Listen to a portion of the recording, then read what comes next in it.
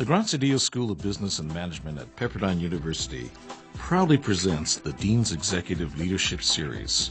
This podcast invites top business practitioners and thought leaders to share their view on the real world of business. Tito is the chairman and CEO of Wilshire Associates, a Santa Monica-based global leader in investment, technology, consulting, and management. As one of the founders of Wilshire Associates in 1972, Dennis was among the first to apply new computing technologies to the investment industry. He had previously applied such computing technologies at Jet Propulsion Laboratory, where he worked to help plot the trajectories for the Mariner spacecraft missions to Mars. So you can see where his interest in space came from early on. He is credited with helping to develop the field of quantitative investment analysis that uses mathematical tools to analyze market risk. Under his direction, Wilshire developed the Wilshire 5000 Index, now known as the Dow Jones Wilshire 5000. They developed the first asset liability models for pension funds, the first U.S. equity-style metrics works, and the list goes on and on of the many firsts that have come out of Wilshire. They now have 350 employees serving the investment needs of more than 600 institutional and high-net-worth clients in 20 countries around the world. He has a bachelor's degree from New York University College in engineering, in astronautics and aeronautics, and a master's in engineering science from Rensselaer Polytechnic Institute. And he completed his requirements for a PhD in finance from the Anderson School at UCLA. And also, as you well know, in 2001, he became the first paying traveler in space when he joined a Russian crew on the Soyuz spacecraft and spent time on the International Space Station, where he spent what he calls some of the most memorable times in his life. And so it is with great pleasure that I introduce to you Mr. Dennis Tito.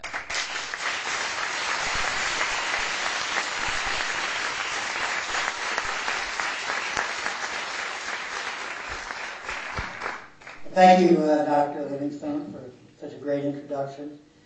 I'd like to give you a perspective on how did I actually end up in space. How does one get there other than applying to the astronaut corps? It turned out that a lot of people shared the desire that I had to go to space. In fact, over the last 45 years, over 600,000 individuals applied to NASA to fly in space. So if you're looking for a business to get into, space tourism is probably one with a great future. You just have to lower the price. Anyway, just to go back to where I got started, it all began in 1957 when I was 17 years old.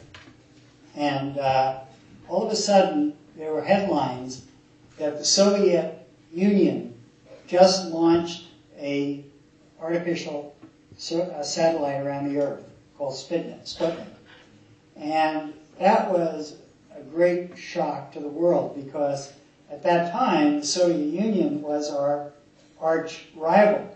And all of a sudden, they had technology that was now currently advanced over ours. So I look back at that as sort of a technological 9/11. And being young, you naturally rallied to the cause. And the cause was we need more scientists and engineers. So it was pretty obvious what to do, sign up for engineering school, which I did the following year and studied aerospace engineering, went on and ended up getting a master's degree. And then, of course, the weather was a little bit too cold back east, so I decided to come to California for a lot of reasons and start working at the Jet Propulsion Laboratory, where I ended up accepting the lowest paid job of about 5 different offers, but that's where I wanted to work. And that was the best decision I ever made, taking the lowest paid job. Later on, I decided to, up my desires. At least then, they were modest. But anyway, I worked at JPL for 5 years and had some very interesting experiences. But then I found that I really wanted to do more with my life, and I started studying the the stock market on the side. And I remember reading a lot of different books that I bought at bookstores about how do you make a fortune in the stock market, just like you see these books about how to make money in real estate. You probably still find books about how you can get rich easily. Anyway, I read these books and I found that it really didn't make any sense. There was no real substance behind them. It was all anecdotal. And I said, I really want to know more about the science. And that's what led me to UCLA to study finance. I had read a number of articles that were published by the University of Chicago Business School that were actually quite far advanced, given that they were published in the mid-'60s. And it was at that time that the idea of quantitative finance was developing in academia. And I just was fascinated by that. I had a mathematical background, and well, here's another challenge. Rather than applying it to space, which I had done for 5 years successfully, let's apply it to finance. Anyway, after I was well into the PhD program, I was offered a consulting job, which lured me away. And that consulting job really was the forerunner of Wilshire Associates. And what it enabled me to do was go from being an aerospace engineer to a financial engineer. And it's not as big of a career change as you might think. That if you're a student, studying one type of science, it's very easy to move over to another type of science. So it's not the same thing as going from a bodybuilder to an actor, or from an actor to a governor. I mean, it's a lot easier than that. But anyway, even though I loved space, I also wanted to make some more money. It just wasn't enough. I think I was making $15,000 a year after 5 years in the space program. So I started with my own business, and for the last 35 years, that's what I've been doing, with a little time out for sabbatical. Anyway, during this time, I did not let go of space, and I kept following it religiously, and I always wanted somehow to have the opportunity to orbit the Earth. And I thought, well, back in the late 60s, there was 2001 Space Odyssey. That was going to make it easy. There were going to be orbital flights. Pan Am was going to provide it. It was going to happen before I got too old. Anyway, the decades went by, and all of a sudden I began to realize that I was running out of time. Now, I did have the opportunity to visit the Soviet Union in 1991, and happened to have the opportunity to meet with officials from their space program. And I did get into discussions with them about the possibility of flying, and at least got an idea of what they might charge,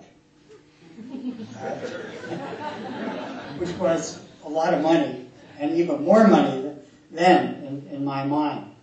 But anyway, before I could get very far, the Soviet Union collapsed, and that opportunity went away. Although I kept, looking over my shoulder and seeing what was available. Finally, in around late '99, early 2000, it became apparent to me that the Soviet, well, now the Russians, just had gone through a financial crisis, really were in need of money, and I approached them again. And with the help of some people that I knew, was able to contract for a flight. So in April of 2000, I signed an initial contract. I started training in June of 2000. And with some breaks in between, I trained for a total of 8 months in Russia. And that was not easy. The conditions were quite primitive. It was very much Soviet Union style military base. at Star City. And they were very strict in terms of wanting you to show up every day. You couldn't miss class like maybe you can at some universities. But it was a lot different there. And all of a sudden I found myself back in college and having to take tests and knowing that I had to prove myself. Well, anyway, after 8 months, to make a long story short, I found myself ready to be launched on a spacecraft to outer space. Was I trained enough? We'll see. Anyway, I'll start out 2 days before the launch with the rollout of the rocket. This rocket is the same design as the original rocket that launched Sputnik in 1957. It's a huge rocket. It's the same, not the same rocket, the same design. And it was a pretty powerful rocket because it was actually designed to launch nuclear warheads at the United States. And at that time, the Soviets did not know how to miniaturize their nuclear weapons. So they had very large weapons. So they had to build a very large rocket. That's why our rockets were much smaller. But anyway, they eventually decided not to launch nuclear weapons at us, and likewise us at them. And they started using this rocket for human spaceflight. Now what I'd like to do is show you what happened 2 days later when I was sitting on top of this rocket. And I think this will speak for itself.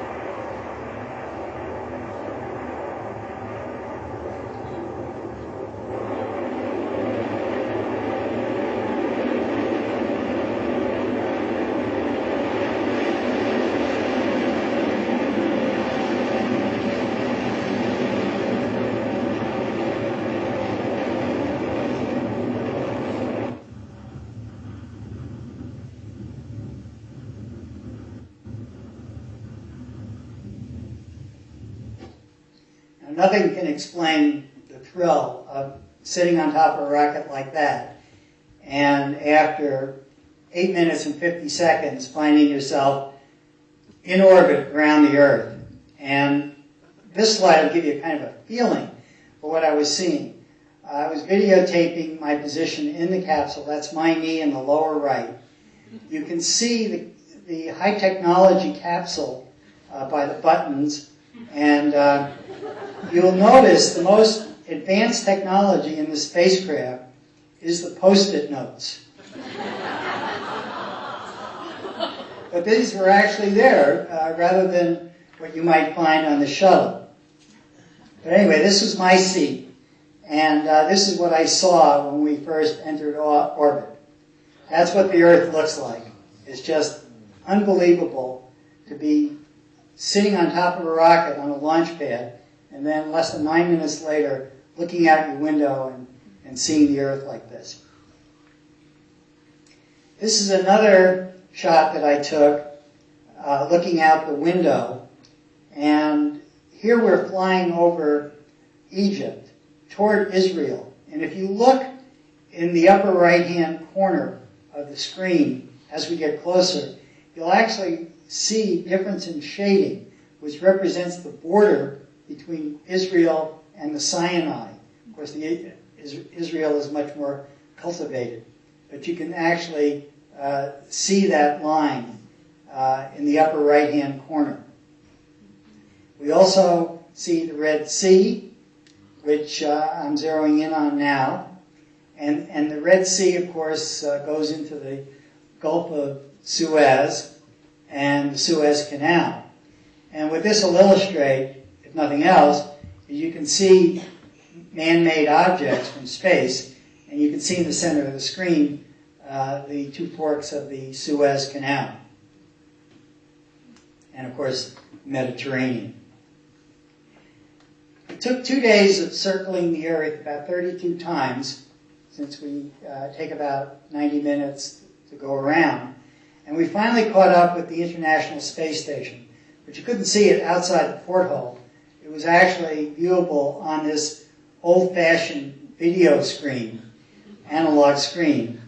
And I took that with my video camera. We are now approaching at 18,000 miles an hour the space station, closing in on it by a few inches per second.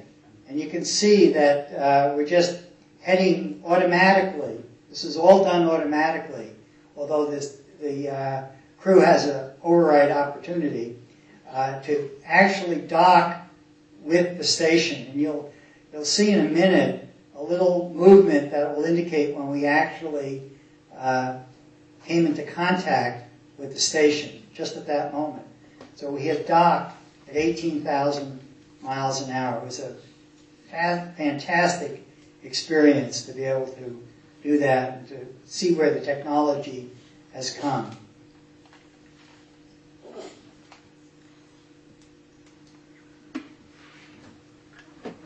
After docking, I decided to take a little view outside the window and look at the International Space Station. You can see what it looks like from the outside. It's not very streamlined. It doesn't have to be, even though it's going that fast, because there's a vacuum outside. And you can see the antennas and the various components. That's what it would look like if you were doing a spacewalk.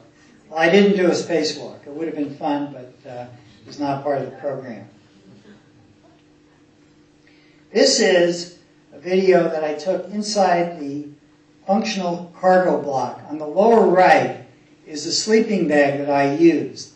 And you zip yourself in that sleeping bag, and you have the most comfortable sleep you can ever think of or dream of. Notice the sleeping bag on the left.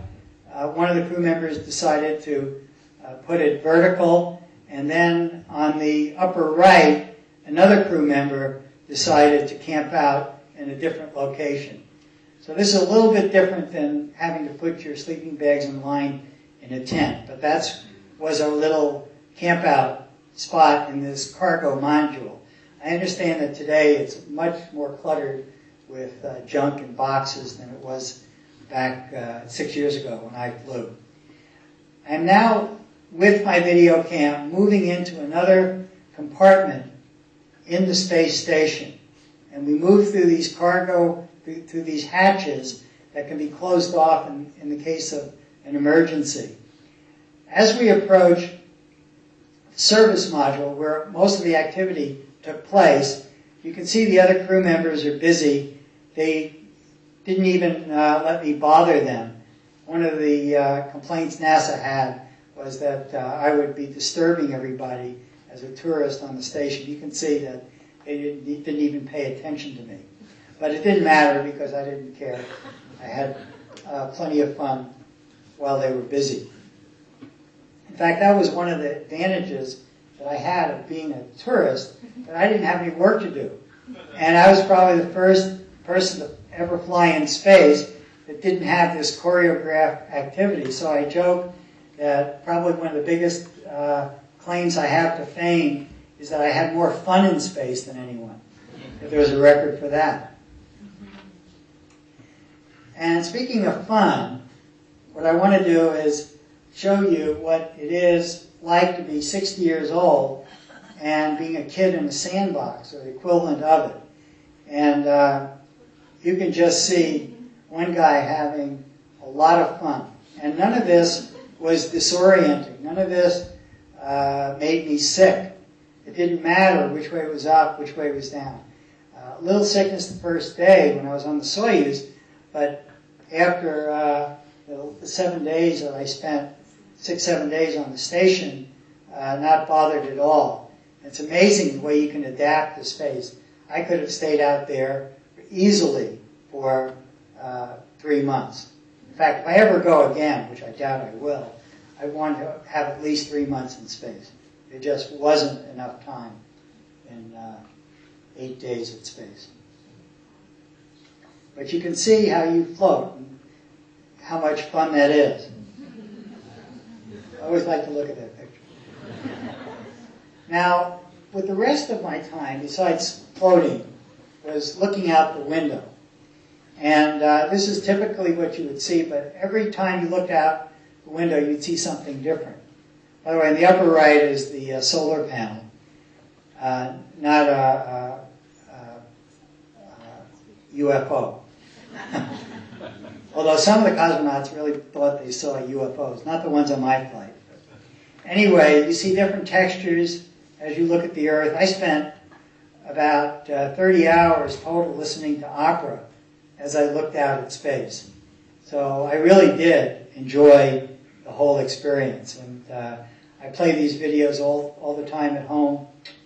I have about 3 hours of videos actually looking out at space, and it just fascinates me as much today as it did 6 years ago. Now I'll show you some pictures that I took, still pictures that I took from space. I'm not even sure where a lot of these locations are, but the one thing you can see is from 240 miles, the Earth looks a lot different than it does from an airliner. This is actually a lake in Montana, and you can see how far below the clouds are, how much closer to the ground they are than we are from the station. This is a desert area. You can see the different texture of the desert as it looks from that distance. That's another shot of another desert. This is the west coast of Africa, and you can see these clouds line up with the direction of the wind. And they're actually thermals that cause these little puffs. It almost looks like a cornfield. This is the breakup of an ice flow in northeastern Canada. It was May, so it was springtime, early May. And another shot at that ice flow. It's probably all melted by now, even though it's March, given global warming, but we'll see. Anyway, this is actually right near Las Vegas, Lake Powell, and another shot of that area. I believe Las Vegas is in the left-hand corner. This is the Red Sea during a sandstorm, and you can see the interesting texture on each side of the Red Sea, but you can see how dense this sand is and how it really almost blocks out the sea. This is the west coast of Baja, and what is on the left is a storm front approaching. That's all ocean on the left, and you can see how sharply defined that weather front is. And this is another shot of Baja a couple orbits later, I believe after that front had broken up. And again, this is a shot of western China, I'm not sure where. And also in western China is the remnants of a dried up lake bed. And it turns out, it looks like an ear, but this is the area where the Chinese first did their nuclear test, I believe in first nuclear test in 1967. And I've offered this to the CIA, but they weren't interested. Another pretty picture that I selected. And now these pictures show the edge of the Earth, and you get a different idea of the textures that you can see and how the Earth looks in the different colors. Every time you look out, it's different. These are shadows that are 200 miles long. You feel why it sometimes gets dark early in the evening, or appears to get dark when there's certain kind of clouds. And this, of course, is familiar tropical storm or tropical depression. It's not a hurricane because it's not tight enough, but I managed to pick that up. And finally, it all comes to an end with the landing of the capsule, and you can see one happy guy being born again. They didn't use forceps, But I was glad to be alive. I had the best trip of my life. And you can see that after a pretty harrowing ride through the atmosphere, that I still had plenty of energy left. Amazing, given what we all had to go through to land back on Earth. Well, that's it. So.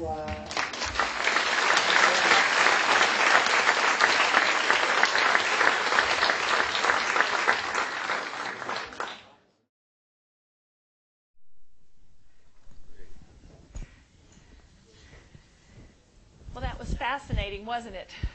Wonderful. I think I'm working here. Well, thank you so much for sharing it. That was amazing. You know, as I looked at that, it reminded me as a child, I think, how many of you as a child or even as an adult maybe have dreamed of flying in space or being an astronaut? I mean, it's just really wonderful then to have you here and to hear that story.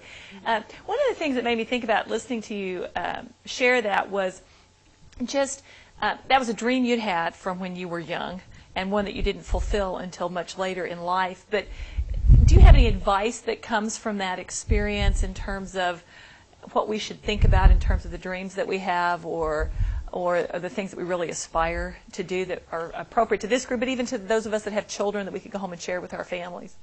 Well, I have advice not only for young people, but older people as well, and that is that in my life I spent a tremendous amount of time thinking ahead of time what I really wanted to do with my life. And I would sit around out in my backyard for hours and hours and hours. In fact, my young son was asked about being on a team, and his mom had asked him, what team do you want to be on? He said, well, I want to be on the resting team like my dad. Because I would sit out there and just look out at the ocean and think about what I want to do. And I can look at my life and I can, identify about 6 major ideas that I focused on in my life, that I kept a very long-term focus on. But those were the things I wanted to do with my life. And I ended up accomplishing most of them. But it requires a lot of focus. And now I'm 66 years old, and I have a 10-year goal that I've been very detailed with as far as what I want to accomplish with my company. So, I'll probably, if I achieve that goal, I'll probably keep on making 10-year goals. I do have an aunt that's 105 years old, so who knows? You've got plenty of time to work on it then, don't you? Well, kind of related to that last comment, your 10-year plan for Wilshire, how did that evolve out of the experience that you had in space flight? How did that experience in space flight really influence what you chose to think about doing when you got back? Well, up until my goal of going to space, I did not have any other goals. That was such a dramatic goal. Started thinking about it really seriously in the early 90s and focused more and more on it and less on my business. But once I achieved that goal, people would ask me when I got back from space, and I was interviewed a lot, well, what is your goal now?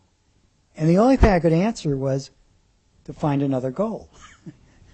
And it actually took me several years of thinking, sitting on the resting team, and deciding, what did I really want to do over the next decade. And, I didn't really want to make a 40-year plan. It's not appropriate at my age. But I ended up coming up with a very specific set of goals for my company. Well, it's inspirational for all of us to see that as you have had several transitions in your career and in your life. And I do want to talk a little bit more about what you're doing at Wilshire Associates and sort of get your insights into what's going on in the economy. As much fun as we're having with your space flight, I wouldn't be doing my job as a business school dean if we didn't take advantage of your wisdom and expertise in the investment world as well.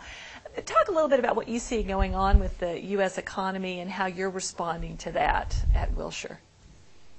Well, as far as ups and downs in the economy, I look back 45 years since I've been an adult, and that's all I remember is ups and downs. And after a while, you become immune to that. So what? The stock market went down today, 250 points or 280 points. So what? What else is new?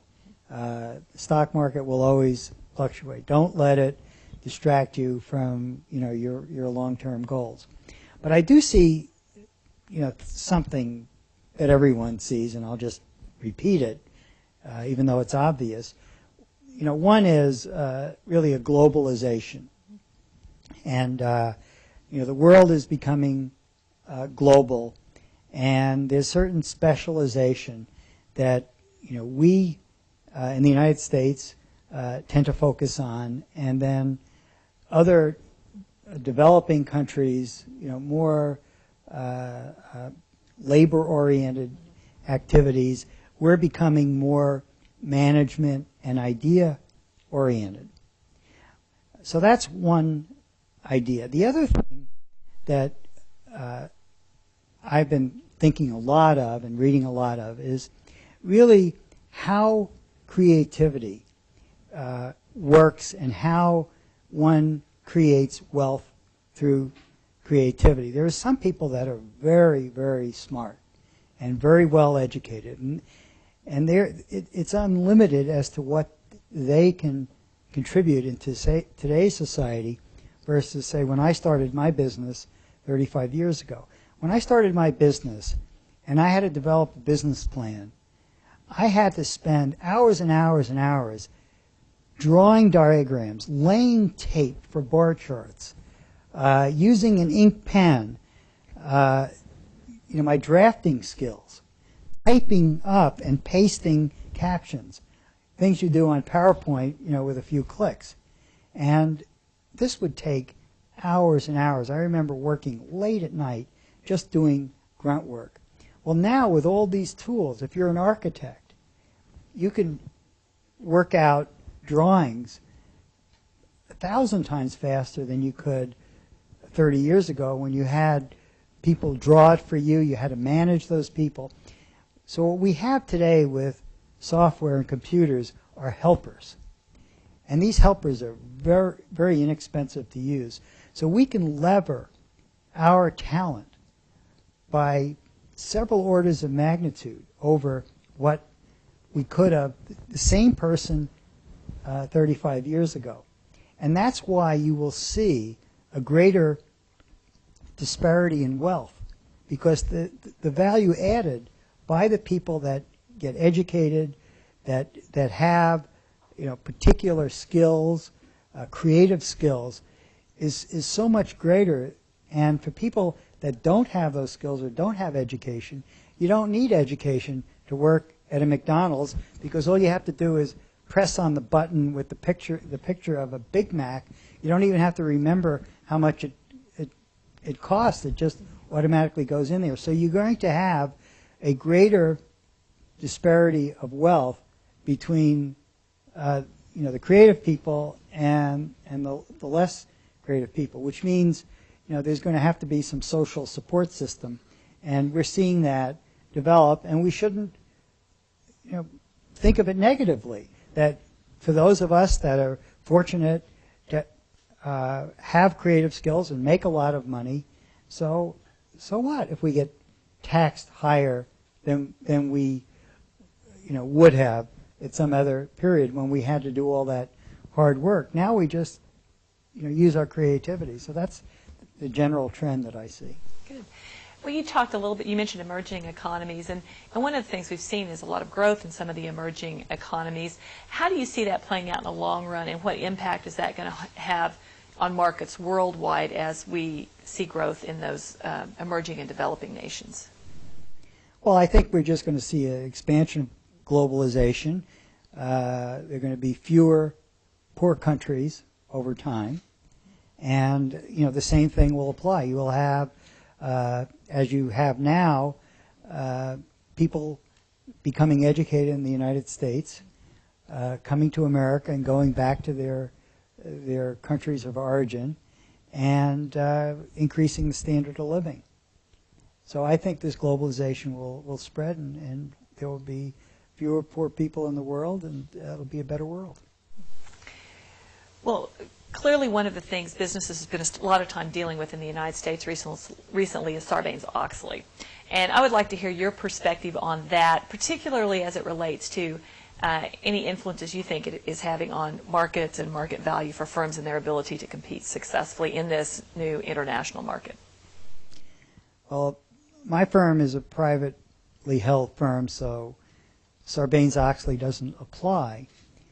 But as far as the way it has impacted, publicly traded corporations, it's been a real hardship. And I think it's discouraged, some corporations from going IPO in the U.S. and instead going offshore. And, we hear about, the negative aspects. And like any regulation, it can be burdensome. But the other side of the coin is that Sarbanes-Oxley does give investors more confidence that the financial results that they're seeing is accurate, and that the management of the corporation has to stand by those numbers, and they can't fake those numbers without risking going to jail. So I would say on balance it's positive, and I think that over time all of us need to have better numbers and give more accurate projections, not only to our public shareholders, but even myself, to our employees, to our employee shareholders. So I think that we all should be heading in the direction of Sarbanes-Oxley, whether or not there was a rule. We should have really a good handle on the numbers. The numbers should be accurate. Our accounting should be accurate. And then through that, from what you're saying, that builds confidence in the public that they can trust the companies, and which will spur investment in those companies. Absolutely, because the U.S. has a real strong legal system, and this is very important as far as commercial businesses are concerned, protecting intellectual property rights. What about investing money in Russia? Who's going to end up with it? You're dealing with almost a lawless society, and not an ability to conduct some kind of legal action. In fact, if you do, you might end up. What do you think the impact of having nations that have a very different rule of law or no rule of law compared to the United States has on the global market that we're dealing in? How is that going to play out, do you see, in the long run in terms of the stability and success of those global markets? Well, I think to the extent that a particular nation does not have that legal system, they're going to be hurt by it. And I think eventually, countries will come around to understand that if they want to improve the economic conditions, that they have to do a number of things, and eventually they will catch on. I'm an optimist.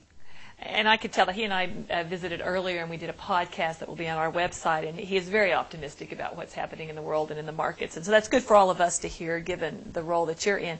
I have lots of other questions that I could ask, but I know there are many people in the audience that would love to ask you some questions as well. So I think we'll open this up to audience questions. And there are microphones, so if you would please grab a microphone as you respond. And I saw the very first hand over there, so we'll let him go first. Mr. Tito, good evening. My question deals with, if you can think back towards 1970 to 1972 era, when you were starting your company. You were hoping probably to exploit some kind of a market inefficiency or some kind of a condition by which to profit.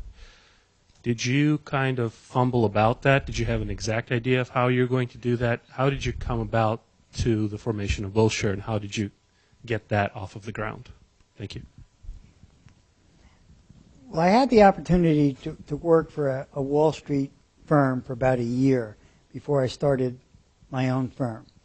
And I understood, myself and my colleagues, understood pretty well what the marketplace needed. We had a good feeling for risk, and we knew that portfolio managers did not understand risk. And the market had just gone through, a couple of downturns, and the high beta mutual funds, of course they didn't use the word beta then, the high growth mutual funds suffered the most. And we just said, look, they have to understand that they need to measure their market exposure, and they also need to understand something about diversification because their results are really poor. So we had that particular focus that we went in to the marketplace with, and it was very focused.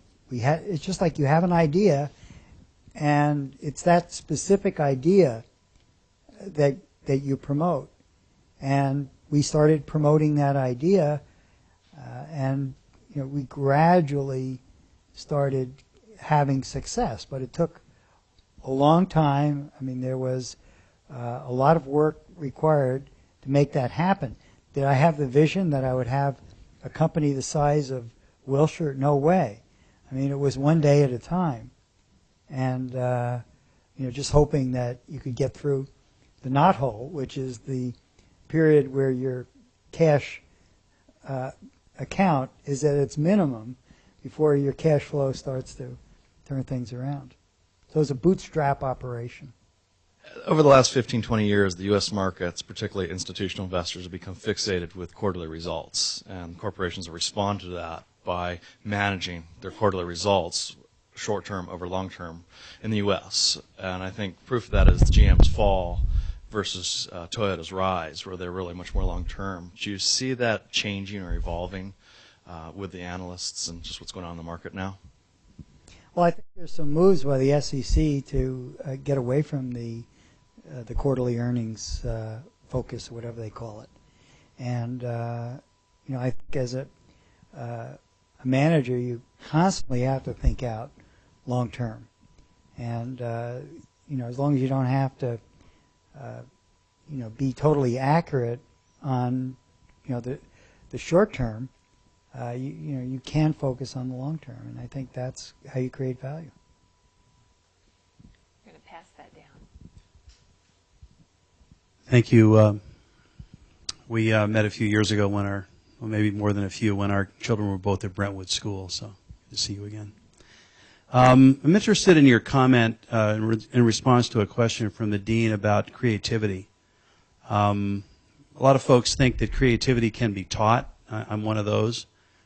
And yet it does not appear to be high on the list. I'm not talking necessarily about teaching art, although I think there is definitely a place for art and music, and the schools are challenged at this point, but just simply teaching creativity as a value and encouraging it and bringing it out of more people than we do today. What are your thoughts on how we can go about that?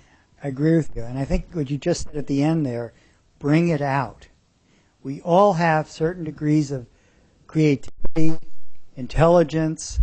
I joke about my training in Russia that they try to teach me Russian, and my creativity there was near zero. So I'm glad I didn't go into that, being a linguist. But we have to help people find out where their passion is, where their creativity is, because the passion and creativity go together. If you love something so much, you think about it all the time, and you reach deep into your brain, that's what creativity is all about. And I think to get people to focus on that, because that's how you're going to succeed, by having that focus and spending a lot of time working on it. Not doing grunt work, but thinking. Thank you. Why did you choose the number 5,000 index? What's so special about that number? And any comments about your that index that you created? In 1974, I became aware that dividends and capitalization became available on all publicly traded stocks in machine-readable form. So that's when I got the idea, well, now it's time to develop a total market index, because now we have the information. I mean, with the S&P 500, it was hard enough for S&P to put those numbers together. But when you looked at all the publicly traded stocks, it was something like 5,000 securities. And you couldn't put together that index until it was available in machine-readable form. It turned out it was about 5,000. But, of course, it varied depending on whether companies went bankrupt or new companies went IPO. So it never was exactly 5,000. I think one time it actually ended up going up to about 7,000. But we like the name 5,000, but it does not have anything to do with the number of stocks other than the rough order of magnitude. Obviously, we've learned a lot about your successes, but are there any pivotal failures along your career that you can point to that had a dramatic effect on the way you focused going through in the future? I've only had one job in the last 35 years, and that's Wilshire. And, the company has profited every year since 1973 and has a fairly secular rise in earnings. And so I would say, well, there were no failures that are obvious, no bankruptcies, nothing really major that went wrong. But if I want to be honest with myself, I could say, well, I failed to make Wilshire a billion-dollar company. It's not a billion-dollar company. So I could look at that as a failure. And some of my colleagues, look at me and say, yeah, why didn't you do it like so-and-so? Or why weren't you, as successful as Bill Gates? Well, depending on how you want to look at it, you can define failure any way, compared to your objectives. I did not have an objective of being the richest person in the country, so it's hard to say I failed at that. But sometimes I ask myself, why didn't I do better up to this point? And that was one of the motivating factors behind the new 10-year plan. So in a way, you could say that a certain feeling of failure about what I could have done is now driving me to a new goal. So failures are good, and you can define them any way you want. And I think it's good to be hard on yourself. And if you can't find a failure, look for one, and then set a new goal. Thank you. Mr. Tito, it's very refreshing to hear your optimism on the future of the U.S. economy, particularly after spending this past weekend with my grandfather, who insists that the U.S. dollar is going down and telling all of his grandchildren to invest in gold. Can you comment on what your outlook is on the U.S. dollar? Well, it just always seems to be going down. And I really want to buy a French catamaran as my next boat because they have great catamaran builders in France. And I guess my outlook is that the longer I wait, the more it's going to cost me because the dollar is going to keep going down. But that's about it. What I wanted to ask you is that the United States, in its very short history, has gone from an agricultural-based economy to an industrial-based economy to a tech revolution. What do you see if there's any one dominating next coming up for us? Well, we have a long way to go as far as fully capitalizing on the tech revolution.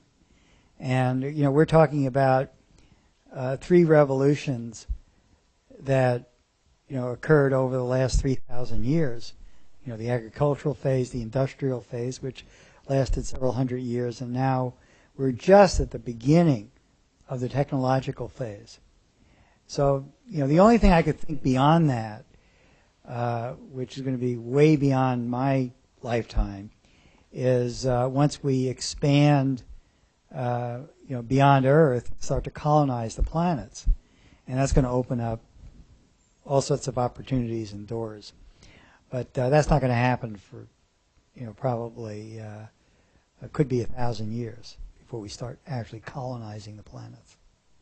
For those of us who know the manned flight space numbers and the unmanned flight space numbers of what it costs, how did you manage to negotiate such a low price to go into space? I think that's a real accomplishment there because it's very expensive. Well, it's very interesting question about how do you deal with the Russians and how to time things. I knew that they had a financial crisis. I knew that they paid their aerospace workers about $100 a month. And the reason they paid them $100 a month was because under the communist system, they provided the housing, they subsidized the food, and all that $100 a month was like an allowance that you give your child. So here you have maybe some kids do get $100 a month. I used to get 25 cents a week. But the costs, at least as the accounting costs of the way that system was set up was quite low. So they were willing to come up with a very decent price given what they were providing. But I understood how, at that time, how that Soviet system worked from an economic standpoint, and I just went in and I said, this is what I'm willing to pay. And I'm not going to pay any more, so take it or leave it. What is your point of view relative to the lack of SEC oversight for hedge fund managers relative to independent investment managers who have the burden of SEC regulation?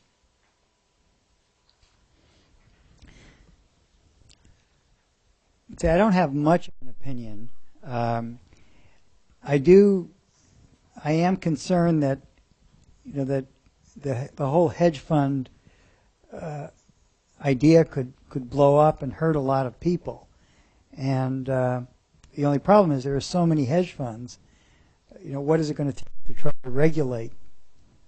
For the SEC to try to regulate those hedge funds, and the reason they haven't regulated them in the past is because supposedly the investors are accredited investors. So I think it's the regulation by the SEC should be designed to prevent people from getting hurt. And if people are worth $1 million or more, then you could say, well, they should deserve as much protection as the next person. But it also costs a lot of money. So I could go either way with it. I really can't express a preference. I think regulation, is a good thing. I think the fact that we have SEC regulation in our business for the same reason that we talked about Sarbanes-Oxley, it does give investors more comfort, and it might be a good thing, but it is burdensome on small firms. Dennis, it was fascinating. Thank you so much for sharing your story about space, for sharing your wisdom about what's happening with the economy. It's just been a wonderful evening, and we appreciate so much your time and your willingness to come join us this evening. So let's give Dennis a